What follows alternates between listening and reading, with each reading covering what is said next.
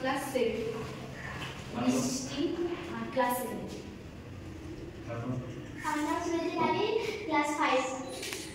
আমার নাম সঙ্গীতা মল্লিক ক্লাস 6 আমার নাম দীপিকা শাহ ক্লাস 7 আমার নাম রাজেশ প্রতীক ক্লাস 10 রিয়া দাস আর ক্লাস 5 আমরা প্রথমে শিখব হচ্ছে গিয়ে ব্রিদিং মানে শ্বাস নাও ডায়াফ্রাম ব্রিদিং ঠিক আছে এটাকে বলা হয় ডায়াফ্রাম ব্রিদিং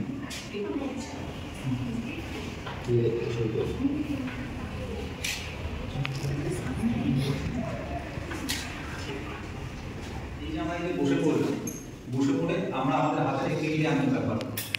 পিছনে দেখতে পাচ্ছ এই তিনটে আঙুল ব্যবহার করি ঠিক আছে এই তিনটে আঙুলের একটা আঙুল মাথায় থাকবে এই একটা আঙুল মাথায় থাকবে একটা আঙুল মাথায় থাকবে একটা আঙুল বুড়ো আঙুলটা একটা নাকে থাকবে আর একটা আঙুল একটা নাকে থাকবে কি করব আমরা একটা আঙুল চেপে একটা নাক দিয়ে নিঃশ্বাস নিয়ে দুটো নাককেই চেপে ধরে রাখবো কিছুক্ষণ তারপরে আবার অন্য নাকটা ছেড়ে দেবো ওটা দিয়ে আমরা নিঃশ্বাসটাকে 2 3 4 5 6 7 8 9 10 এবার আমরা নিঃশ্বাস বন্ধ করে রাখবো 1 2 3 4 5 6 7 8 9 10 এবার নিঃশ্বাস ছাড় 1 2 3 4 5 6 7 8 9 10 অনেকেরই হবে না প্র্যাকটিস না থাকলে এটা হবে না এটা প্র্যাকটিস করতে হবে আস্তে আস্তে প্র্যাকটিস করতে হবে এবারে এই যে যাদের একটু শ্বাসের কষ্ট হচ্ছে বা অসুবিধা হচ্ছে তারা একটা কাজ করে এই যে এখানে আঙুলটা দিয়েছিলাম এখানটা আঙুলটা দিয়ে চোখটা বন্ধ করে ওম শব্দ এক মনে উচ্চারণ করে সমস্ত কিছু ভুলে যাবে তাহলে দেখবে যে কষ্টটা হচ্ছে সেই কষ্টটা চলে যাচ্ছে রেডি 1 2 3 স্টার্ট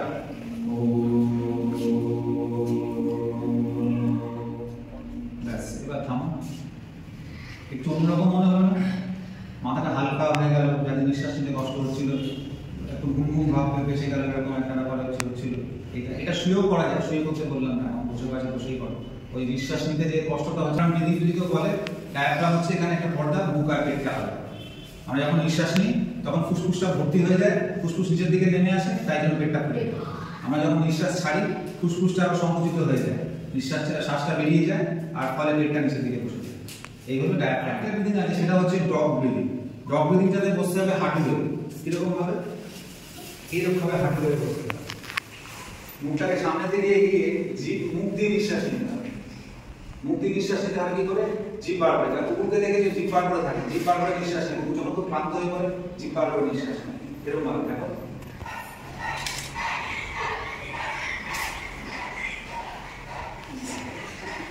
এইগুলো প্রত্যেকটা প্র্যাকটিস করতে হবে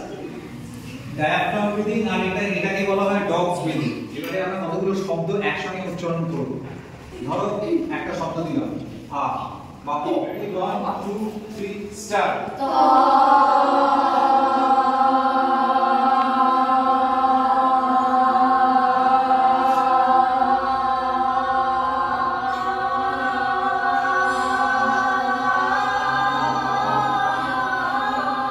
ঘুরে আবার নিঃশ্বাস নিয়ে উঠছি আবার নিঃশ্বাস ছাড়তে এগুলো যখন তখন কিন্তু ছেড়ে দেবো না নিঃশ্বাস রেডি 1 2 3 স্টার্ট 1 2 3 4 5 নিঃশ্বাস ছাড়ো 1 2 3 4 5 একটু অসুবিধা হলো 1 2 3 4 5 ছাড়া 1 2 3 4 5 আগে পরে হচ্ছে কিন্তু একটু আগে পরে পাটিতে যেটা বসে পড়লাম সেটা আমরা হাঁটতে নিঃশ্বাস নিতে এক জায়গায় যেতে হবে আবার নিঃশ্বাস ছাড়তে নিজের জায়গায় 2 3 4 5 1 2 3 4 5 1 2 3 4 5 1 2 3 4 5 এরকম ভাবে শব্দ শুরু আছে আমার কাছে ক যত জোরে বললাম তত জোরে শুরু মানে আস্তে আস্তে কম থেকে বেশি জোরে হবে 2 3 স্টার্ট গুড ভালো হয়েছে রেডি 1 2 3 স্টার্ট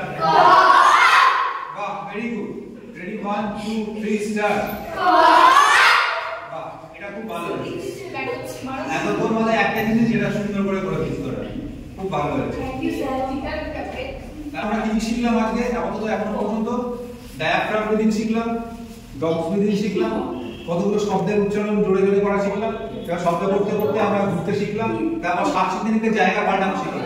এটা হচ্ছে আমি একটা একটা করে টার্ম টুইস্টার দেব। টার্ম টুইস্টার মানে জীবের জড়তা কাটানোর জন্য এটা হচ্ছে কমন জিনিস, প্রত্যেকে বলতে হবে। চুল ভাজা তেলে চুল ভাজা জলে চুল ভাজা তেলে চুল ভাজা জলে চুল ভাজা তেলে চুল ভাজা জলে চুল ভাজা। একজনকে মিরার হতে হবে, মানে আয়না হতে হবে। এটা কি বলবো বৃষ্টি বলতে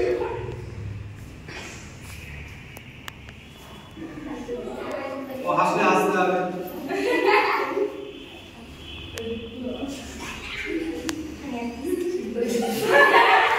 এবারে একটা কাউন্টিং এর গেম খেলাবো। 3 3 4 5 6 7 8 9 10 10 এর পরে আর এগোবে না, 10 এর পর থেকে আবার ওর হাতটা উল্টো দিকে দেবে। 9 8 7 6 5 4 3 2 1 আবার 1 থেকে 1 2 3 4 5 6 8 9 10 2 3 4 5 6 7 8 9 9 9 10 10 ওদিকে যাবে না, 10 ব্যাক করবে। 10 10 বল না 10 তো 9 8 7 6 5